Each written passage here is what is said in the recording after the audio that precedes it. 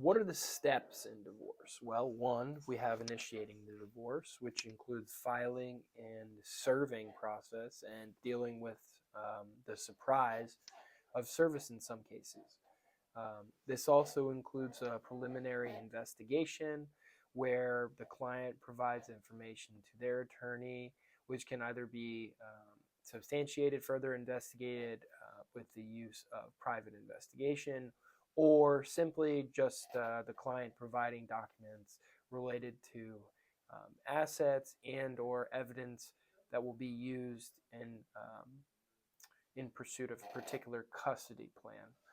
Um, this also includes separation. So this is going to oftentimes include the first time that parties are dealing with how to live together, but also separately. And this brings into consideration the fact that this is not going to be a complete separation for quite some time, and particularly quite some time if there are children involved. This also involves considering housing, maintenance, and scheduling, particularly if children are involved.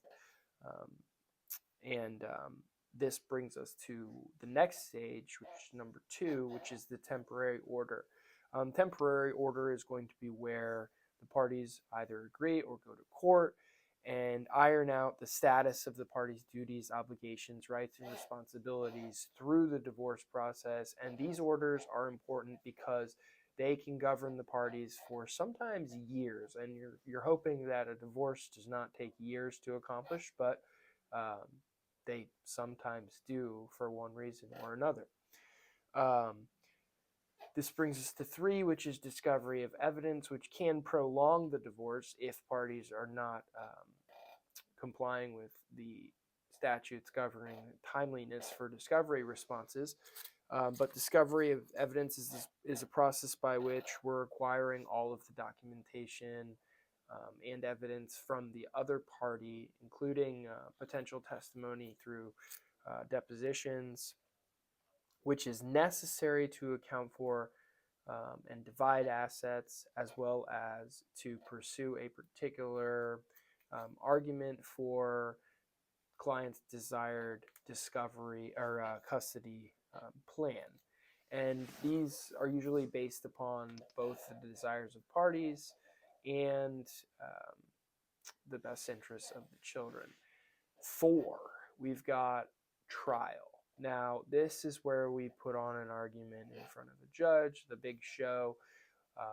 What is really at issue in this divorce is usually going to be some kind of financial division of the marital estate and potentially conflict over custody planning. And so at this point, we're leaving it to a judge to make a decision about what is in the best interest of the children and to equally divide the marital estate. During this process, we are preserving a record for appeal in case the judge is to make a mistake. Now, judges are also humans, and sometimes they don't get everything right, and we're going to preserve a record so that we can get to the 5th step, which is if an appeal is necessary, and it only occurs if we've identified an issue in which the judge has made a legal error or abused the judge's discretion in the proceedings and or in the judgment at trial, and that means we are going to be raising these issues in front of an appellate court. Now, it's important to note that during this entire process, we're engaging in settlement negotiations in order to try to get an agreement with the other party, and that is because primarily for 2 reasons.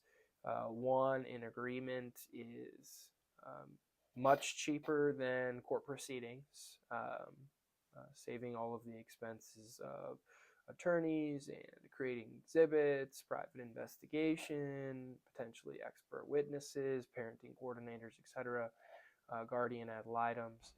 And also, these agreements are usually better complied with by the parties in post-decree interaction. And what that means is parties usually follow agreements better, and that will save money on future litigation in post-decree proceedings.